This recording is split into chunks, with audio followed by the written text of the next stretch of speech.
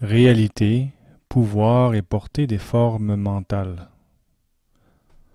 Conférence donnée le 5 mai 1984 à Madrid, Espagne. Il y a quelque chose qui étonne peut-être un peu à propos de Nouvelle Acropole. Les gens se demandent comment il est possible qu'un jour un même homme nous parle de formes mentales, un autre jour d'un sujet archéologique, et une autre fois d'un sujet médical ou scientifique. Mais c'est la caractéristique fondamentale de ce que nous considérons comme la philosophie. La philosophie est une attitude, c'est une quête de la vérité. Et la vérité, si elle est ce qu'elle est, doit être partout sans quoi elle serait limitée et ne serait plus cette vérité authentique que nous cherchons tous. Par conséquent, le véritable philosophe doit essayer d'aborder tous les sujets, d'approcher toutes les préoccupations humaines. Il doit pouvoir s'introduire dans tous les mystères, dans tous les secrets, dans tous les recoins de cette nature qui nous entoure, dans laquelle nous sommes immergés et qui est à l'intérieur de nous. Chacun de nous est comme un petit mystère, comme un vaisseau qui navigue sur les eaux immenses. Celle d'une grande ignorance, comme disait Socrate, où nous nous trouvons face à un environnement, face à nous-mêmes et nous nous posons des questions.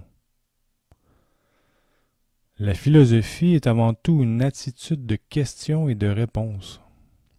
Seul, l'être humain qui s'interroge peut obtenir des réponses de la vie, des réponses de lui-même. Malheureusement, au cours des siècles, de nombreux êtres humains et de nombreux peuples se sont accrochés fanatiquement ou dogmatiquement à certaines affirmations et n'ont pas voulu savoir, n'ont pas voulu s'ouvrir à d'autres réalités que celles qui étaient les leurs à leur époque. Le problème est la cristallisation de ces réalités qui, comme si elles étaient en porcelaine, se fragilisent, se brisent et se morcellent en se côtoyant. À Nouvelle Acropole, dont le nom signifie Nouvelle Cité Haute, nous essayons d'atteindre des vérités qui soient dynamiques, des vérités qui servent à tous, qui puissent nous être vraiment utiles, non seulement sur le plan métaphysique, ontologique, mais qui nous servent aussi au quotidien, à chaque instant de notre vie. Par conséquent, bien qu'apparemment le philosophe soit un utopiste, quelqu'un qui marche dans la vie le regard fixé sur les étoiles, le véritable philosophe a aussi le regard fixé sur le sol où il doit marcher. Que doit-il faire aujourd'hui? Que doit-il faire demain? Qu'a-t-il fait hier? Comment savons-nous, chacun, qui nous sommes? Nous le savons fondamentalement parce que nous nous souvenons. Notre capacité d'union, d'enchaîner nos expériences, est ce qui permet à chacun d'entre nous l'affirmation d'un « moi ». Comme nous l'avons expliqué à maintes reprises, si nous souffrions en ce moment d'une amnésie générale, nous ne saurions pas ce que nous faisons ici. Je ne saurais pas ce que je fais sur cette estrade avec ce micro à la main. Il est évident que nous devons nous souvenir pour relier ces expériences et créer un « moi », quelque chose à partir de quoi commencer, quelque chose à partir de quoi nous pouvons tout comprendre. Ce moi nous est donné par la mémoire, individuellement, et constitue collectivement les racines de l'histoire. L'humanité est réellement l'humanité parce qu'elle conserve les souvenirs, les racines qui lui permettent d'établir une comparaison d'expériences, de forger un devenir historique et de créer un progrès, une évolution dans les limites de ses possibilités. Généralement, quand on parle d'évolution, on le fait en termes un peu absolus, en pensant que tout évolue.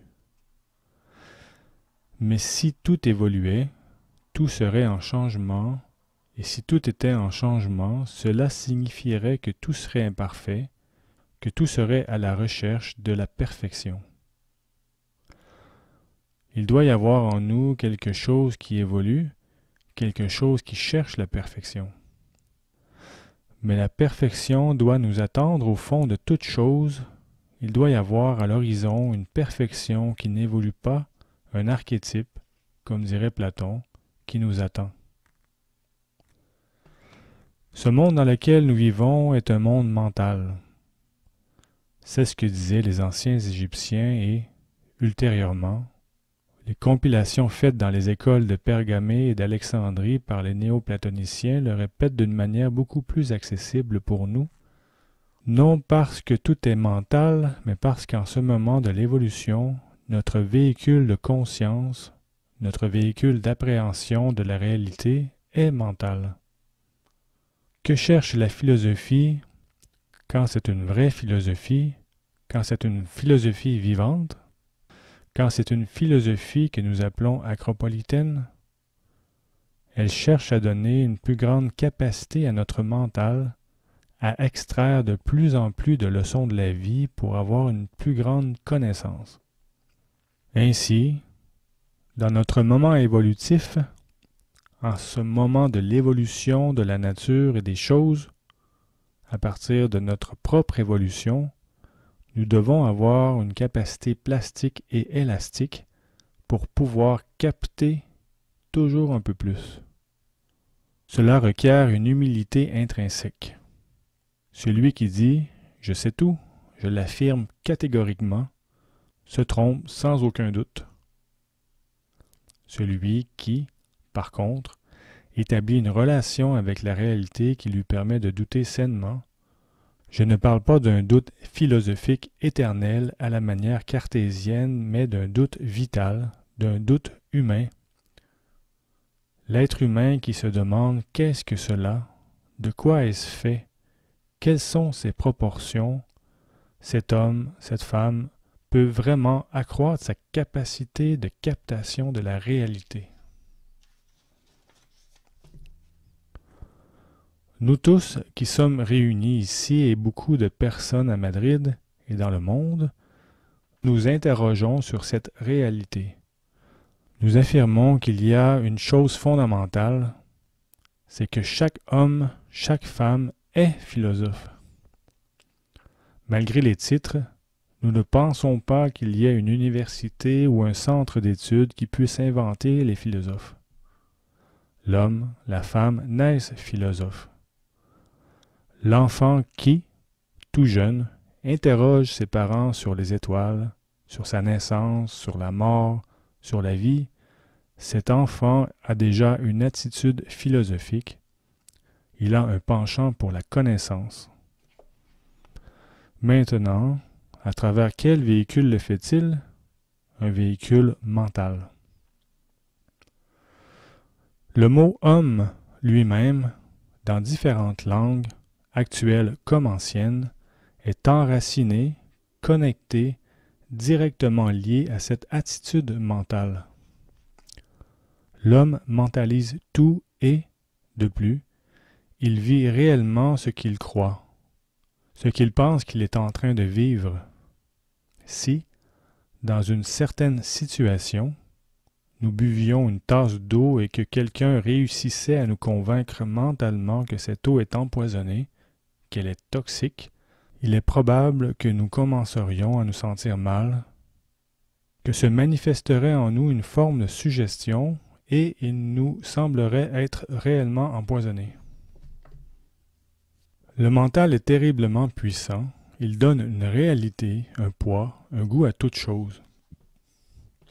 Quand on ressent une douleur, une simple rage de dents et qu'on peut extraire son mental de ce problème et le fixer sur autre chose, on constate que la douleur diminue, qu'elle ne nous affecte plus aussi profondément.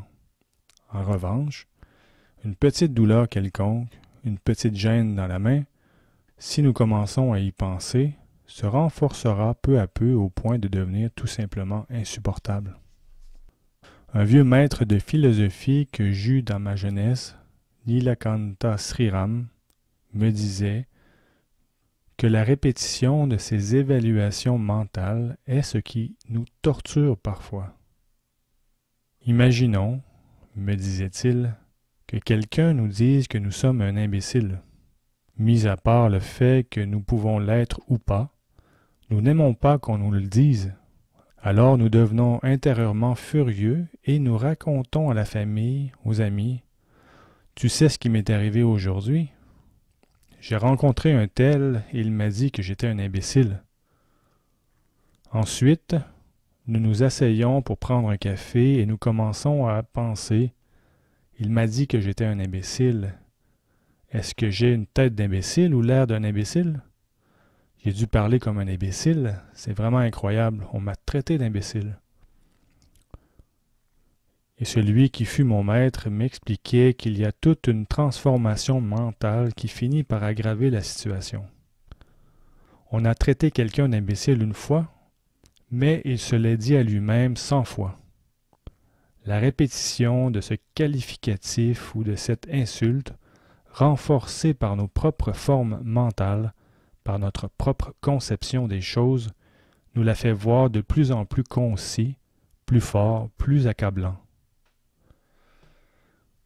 J'ai parlé des formes mentales, il est bon de commencer à éclairer un peu les choses.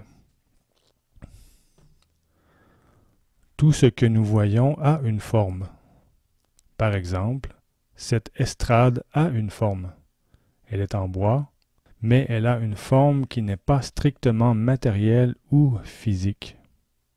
Ce qui est physique et matériel, c'est le bois, substrat de la forme mentale qui a été piégée dans des dimensions, parce que cela a été pensé par quelqu'un, cela a été tracé, dessiné, imaginé. Autrement dit, il s'agit simplement d'une forme mentale piégée dans la matière et, ainsi piégée, elle a une consistance particulière.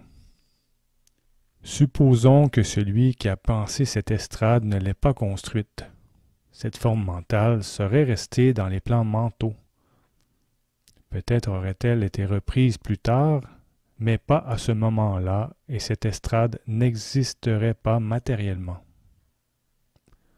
Par conséquent, nous devons voir que tout dans notre univers, tant au niveau physique qu'au niveau psychologique, ce que j'ai dit il y a un instant à propos d'une insulte ou d'une qualification négative ou positive, tout est dans un schéma mental. Le Kybalion, cette œuvre compilée par les néoplatoniciens et objet de commentaires plus tardifs, provient d'une pyramide que j'ai vue moi-même en Égypte, appelée la pyramide des textes, car une série de textes sont sculptés dans la partie intérieure, sur ses plafonds et sur ses murs. Cette œuvre contient une série d'aphorismes, d'affirmations fondamentales, dont l'une est que l'univers est mental, que tout est mental. Autrement dit, tout ce que nous voyons est le fruit du mental, le fruit de ce qui a donné une limite à la matière, une limite à l'émotion ou à la pensée elle-même. La gestion de ces formes ou véhicules mentaux est ce qui nous permet la communication entre nous et ce qui nous permet un vécu de la réalité. Il existe dans notre schéma mental une vision septenaire. Les ésotéristes disent que l'homme et même la nature, au moment actuel de son évolution et compte tenu de notre appréciation, est septuple. Cependant, quelqu'un peut rappeler les enseignements de Pythagore selon lesquels la nature a été divisée en 10, ou même les enseignements kabbalistiques qui parlent de l'Ain Sop, de la non-chose, établissant la création à travers le Sefer Yetzira, où sont mentionnés les 10 éléments qui composent l'univers.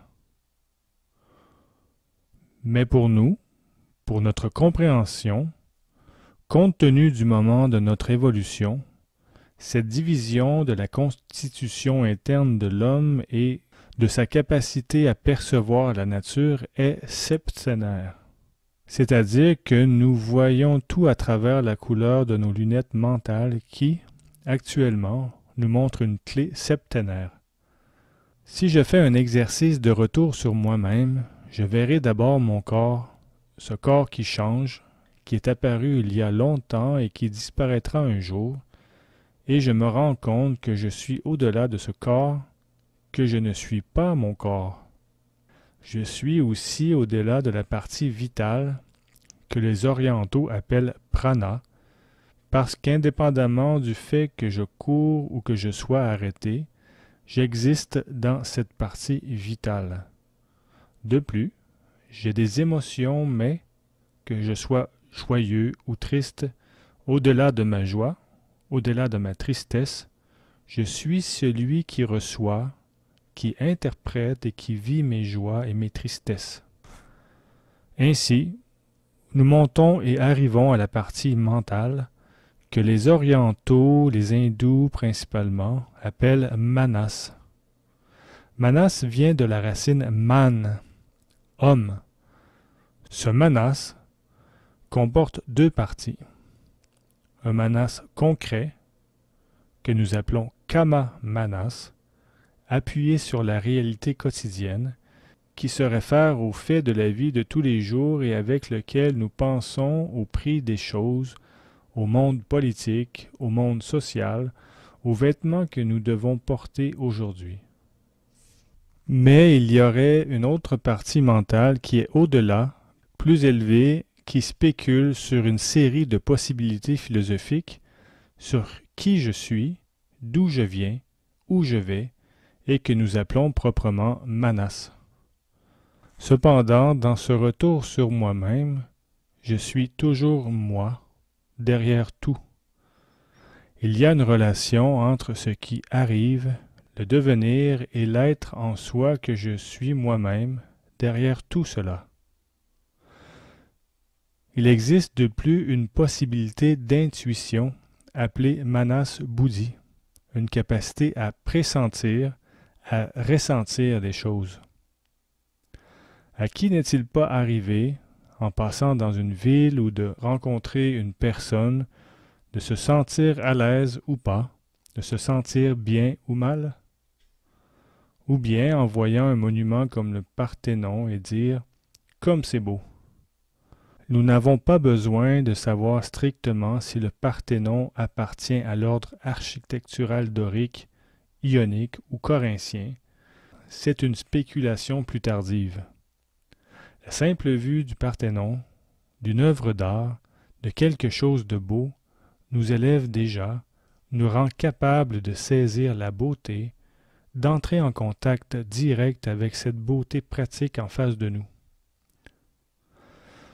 On pourrait dire la même chose du domaine musical.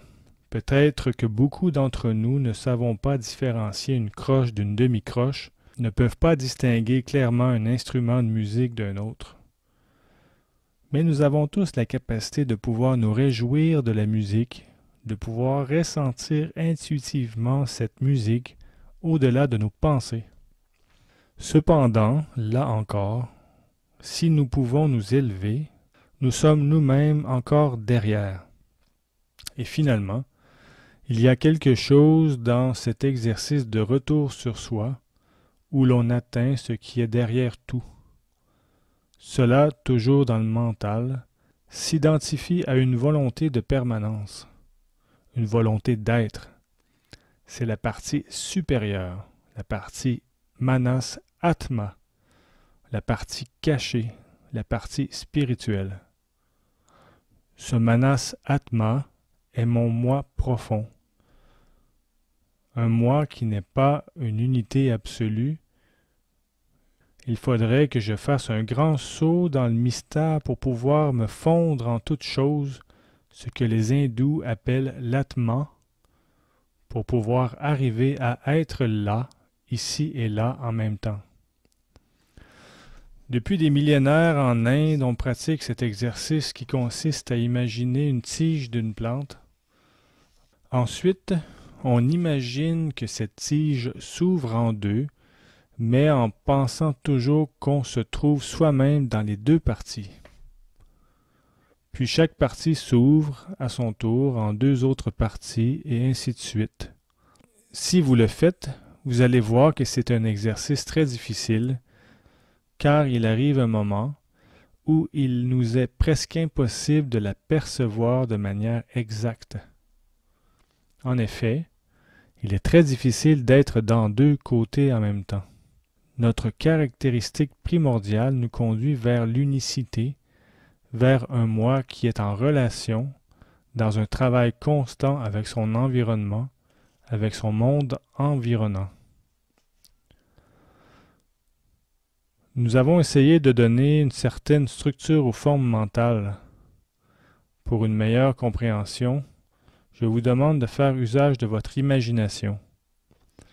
L'imagination est quelque chose de puissant, c'est ce qui nous permet de connaître vraiment les choses en profondeur. Imaginons que ces subdivisions à l'intérieur du mental sont comme des véhicules, des automobiles, des bateaux ou des avions, quelque chose dans quoi nous nous trouvons. Supposons que nous sommes à l'intérieur du véhicule Manas Atma, ce véhicule qui canalise essentiellement la partie spirituelle et celle de la volonté. La volonté est fondamentale pour nous tous. C'est la volonté qui fait que je vous parle maintenant. La volonté qui fait que vous m'écoutez. La volonté qui fait qu'existe cette maison, cette ville, ce monde et cet univers. Il y a une volonté d'être qui fait que les choses sont comme elles sont et pas autrement.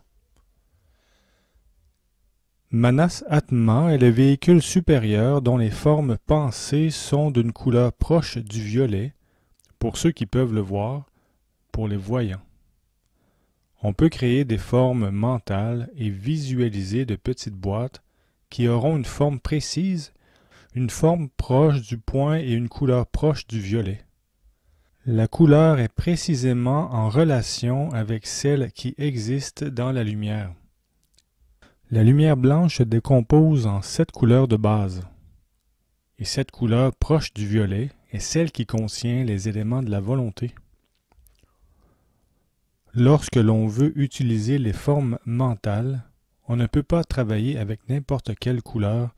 On doit travailler avec les couleurs, avec les rythmes, avec les vibrations qui correspondent à la forme mentale qu'on exerce.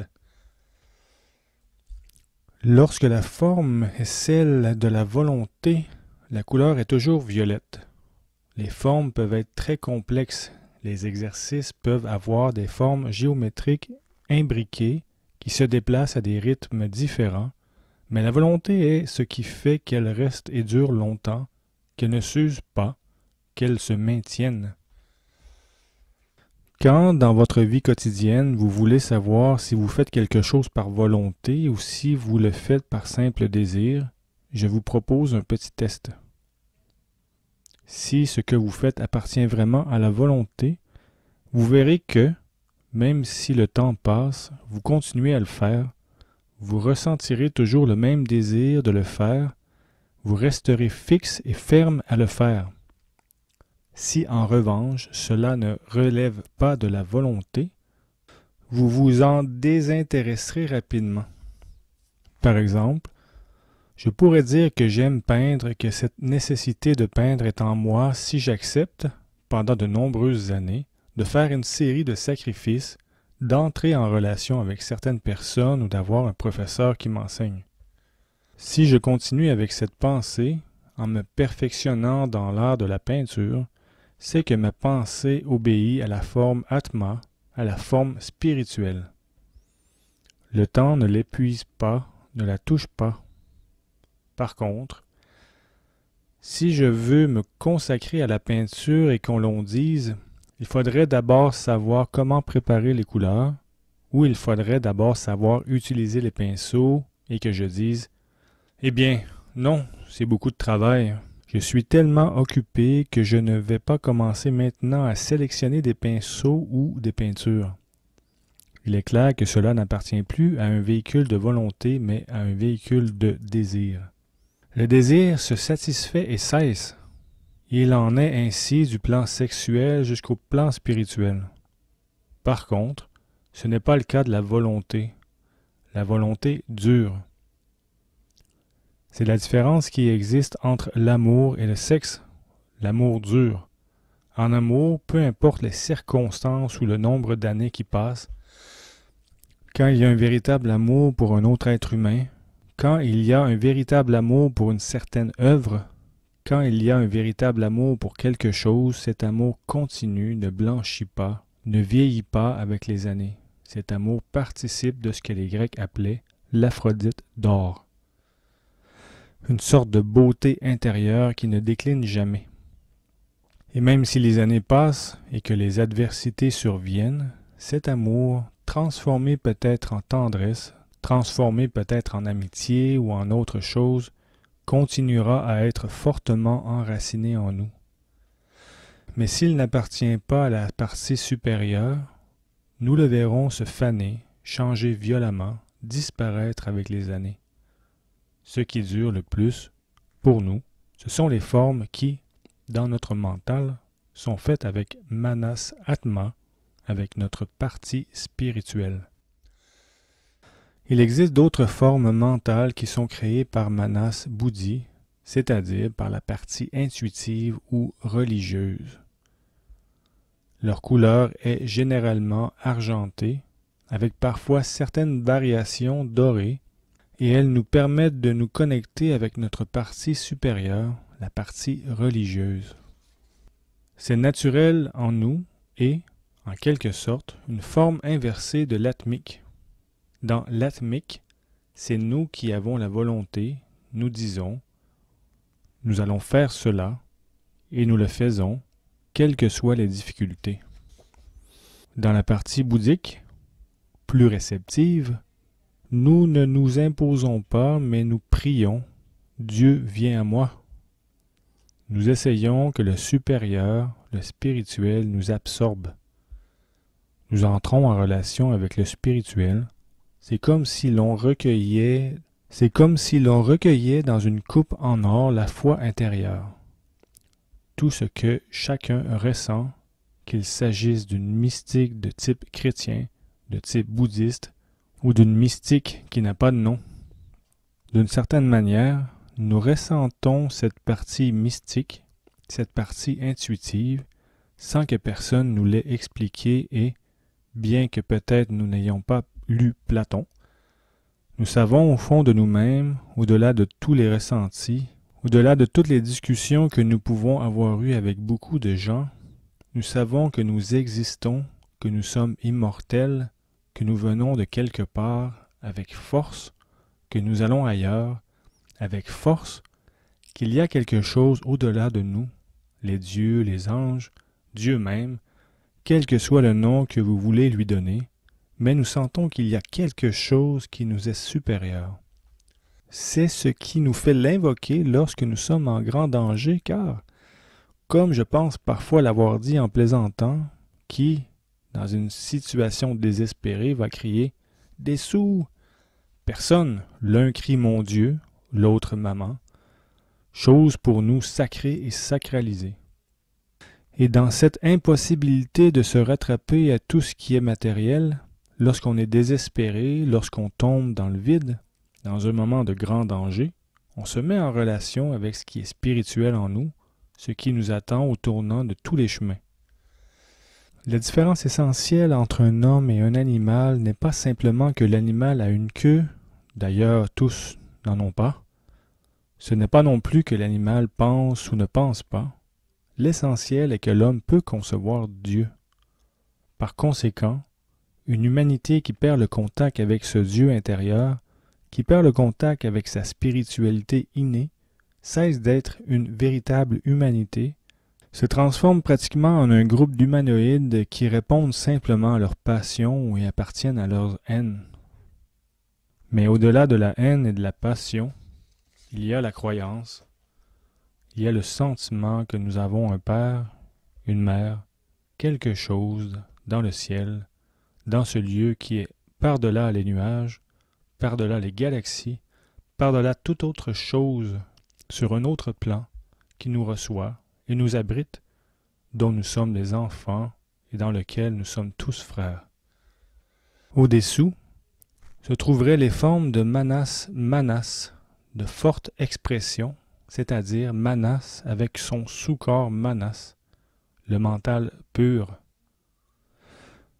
Dans ce cas, les formes mentales sont fermes, directes, elles n'appartiennent qu'à elles-mêmes. Leur couleur est bleue. Ce sont les formes mentales qui se rapportent au mental et aux idées pures. Nous avons des idées déterminées sur les choses, des idées sur l'âme, des idées sur la façon dont le monde devrait être, sur ce que devraient être les relations humaines, ce que nous devrions être par rapport à notre moi intérieur, de quelle manière nous allons mourir, de quelle manière nous sommes nés. Ce sont les formes pures, des pensées, toujours en relation avec le mental et avec le phénoménal, mais ce sont des véhicules purs, des véhicules bleus, fermes. Ils ne sont pas aussi durables que les autres car ils ne sont pas autant baignés dans la partie subtile, spirituelle. C'est le cas des nombres. 2 plus 2 font 4. Cette addition n'a besoin ni d'une volonté de persévérance, ni d'une relation avec le monde céleste ou divin. Mais il nous faut aussi un véhicule inférieur pour pouvoir comprendre les choses, un véhicule pont, un véhicule antakarana, comme on dirait en Inde, et c'est le mental, mais un mental plus sombre, moins lumineux, moins pur, qui n'est pas dans la partie arithmétique pure, mais dans la partie mathématique qui unit l'arithmétique à la géométrie et nous sert de pont pour établir la relation. Ces formes sont généralement de couleur verte. Le vert est la couleur fondamentale de la nature en ce moment.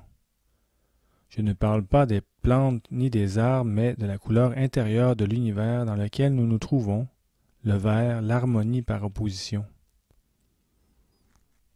Et c'est là aussi, cependant, que se trouvent les obsessions en raison de la répétition des choses qui créent des formes mentales complètes et utiles, mais qui, lorsqu'elles échappent à notre contrôle, deviennent ce que nous pourrions appeler dans la psychologie actuelle les formes mentales ou idées circulaires. C'est ce dont me parlait mon maître. Lorsqu'une fois quelqu'un m'a traité d'idiot, je me le suis répété d'innombrables fois. Il vous est souvent arrivé d'avoir un problème, une affaire, une relation conflictuelle avec quelqu'un et, lorsque vous allez vous coucher, vous voulez dormir, mais vous commencez à réfléchir. Et vous avez peut-être remarqué que vous commencez à penser à ce que vous allez dire à cette personne, à ce que vous allez lui répondre ou lui proposer, mais la pensée s'arrête-t-elle? Non. Quand apparemment elle s'arrête, elle renaît et on recommence à penser exactement la même chose, pratiquement la même chose. Et il y a presque une satisfaction morbide, une passion cachée à le répéter, et à le répéter jusqu'à ce que nous soyons épuisés de ressasser la même chose. C'est pour cela, cette passion cachée à l'intérieur de ce mental, que les hindous appellent kama manas, le mental de désir. Kama signifie pour les hindous ce qu'est kami pour les japonais, la partie brillante, la partie passionnelle des choses, le désir des choses. Il y a un désir de recréer les choses, un désir d'y repenser, de répéter. Et parfois nous voulons arrêter, mais nous ne pouvons pas. Quand notre cycle mental se termine, il recommence. C'est la partie des idées formes qui habite cette région, dans la demeure des obsessions. D'un autre côté, ces idées ne sont pas toujours négatives. Je tiens à vous dire que ces obsessions peuvent aussi être positives. Imaginons que l'on veuille surmonter un vice, qui peut être l'alcool, le tabagisme excessif, l'agressivité. On commence à réfléchir aux raisons pour lesquelles on doit surmonter ce vice et, après les avoir trouvées, comme on n'en a pas d'autres, le cycle s'accomplit et l'on recommence à penser à la même chose, à la raison pour laquelle on doit surmonter et comment on va le faire. Après cela, on recommence à penser la même chose, autrement dit, au sein de ces obsessions, il y aurait une part négative et une part positive selon la direction que nous avons donnée à cette problématique. C'est la partie du mental qui correspond à Kama Manas. Ensuite, il y a la partie Kama Manas astrale, la partie des désirs, la partie psychique qui apparaît généralement sous des formes de couleur rouge vif, des véhicules de pensée qui sont des désirs, pas très rationnels même si ce sont des formes de pensée. Nous désirons une certaine chose, une voiture, un appartement, nous voulons avoir de l'argent, nous désirons une relation avec une personne, nous voulons aller à l'université, nous voulons prendre des vacances. C'est un pur désir, sans raison. Si on vous demande, bien, pourquoi voulez-vous faire ce voyage? Je ne le sais pas. Je l'ai souhaité toute ma vie. Il n'y a aucune raison à donner et parfois nous inventons des raisons pour plaire aux gens. Mais nous n'en avons pas vraiment. Nous n'avons pas vraiment d'argumentation logique. Nous désirons simplement quelque chose. Nous le pensons en le désirant et quand nous l'expliquons, nous le faisons pour les autres car pour nous, cette pensée-désir nous suffit. Au-dessous se trouvent les formes de ce mental inférieur ou Kama Manas qui sont dans la partie pranique, dans la partie du mental tonifié par un souffle de vie. C'est ce qui a de la vie, qui persiste, cependant, pas sur la base de la volonté, ni de l'inexorabilité, mais sur la base de la vitalité. Il est généralement de couleur orange ou orangé, et ses formes changent, se recréent les unes les autres, mais restent vivantes, s'enchaînant les unes aux autres. Enfin, il y a les formes les plus denses, qui sont la partie du mental reflétée dans les choses physiques. Ces formes mentales ont généralement une couleur rougeâtre, avec des tons très sombres ressemblant à du sang, parfois presque marron, et qui sont comme enveloppées ou reflétées dans une sorte de réseau noirâtre qui a des tonalités de couleurs et de brillance différentes. C'est précisément ce qui nous amène à créer quelque chose, à le dessiner, qui nous amène à pouvoir le façonner avec nos mains. C'est la partie la plus dense de nos formes mentales. Ce sont nos formes mentales en relation directe avec l'ici et maintenant, avec ce que nous faisons maintenant, avec ce que nous voulons faire en ce moment. En ce qui concerne les formes mentales, je voudrais dire qu'il faut être très prudent lorsqu'on travaille avec elles. Pourquoi? Pour deux raisons. L'une pour ne pas blesser autrui, ce qui est fondamental d'un point de vue moral, et l'autre pour ne pas se blesser soi-même. Ces formes mentales sont un peu comme un instrument volant, utilisé à la guerre ou à la chasse, qui reviennent dans la main qui les a lancés et que l'on appelle en Australie boomerang. Ce sont des armes très primitives que l'on trouve même dans les sites du Paléolithique. Ainsi donc, ces formes mentales peuvent être de matériaux différents, mais lorsqu'elles sont lancées, elles nous reviennent par affinité. Il faut donc être très prudent. Une mauvaise pensée, un mauvais souhait que l'on envoie à quelqu'un, même si c'est destiné à ce quelqu'un, même si cela a percuté cette personne, ce mauvais souhait revient dans les bras de papa. C'est notre fils, et il revient en criant « Père, mère, où êtes-vous » Et nous courons désespérés. Ne vient pas mauvaise pensée. Mais cette mauvaise pensée revient, nous rattrape. C'est en relation avec ce que les orientaux appellent le karma, la loi d'action et de réaction. Personne n'échappe au karma, le karma existe toujours. Quand nous semons du blé, il vient des épis de blé, et quand nous semons de l'ivraie, il vient de l'ivraie. C'est inexorable. Mais on croit généralement que ce concept de karma est complètement mécanique. Or, il n'est pas mécanique, il est vital. Je m'explique. Nous croyons que si nous élaborons une mauvaise pensée et la lançons, cette mauvaise pensée, tout au plus et dans le pire des cas, nous reviendra telle que nous la lançons, exactement la même et pas autrement. Mais il n'en est pas ainsi. Regardez la nature. Lorsque vous plantez une pomme de terre, il ne vient pas une autre pomme de terre. Il arrive une plante qui a plusieurs pommes de terre. Et quand vous plantez du grain de blé, il ne vient pas un grain de blé, mais un épi de blé. Pourquoi? Parce qu'il y a dans la nature une série d'éléments que les ésotéristes appellent des éléments akashiques, qui sont des miroirs de réflexion, qui potentialisent nos idées-formes, qui font que si nous avons lancé un dard, ce n'est pas un dard qui nous revient, mais 100 ou 200. À son tour, si nous avons jeté une rose, il ne revient pas une rose, mais 100 ou 200 roses. Telle est la magie vitale de la nature.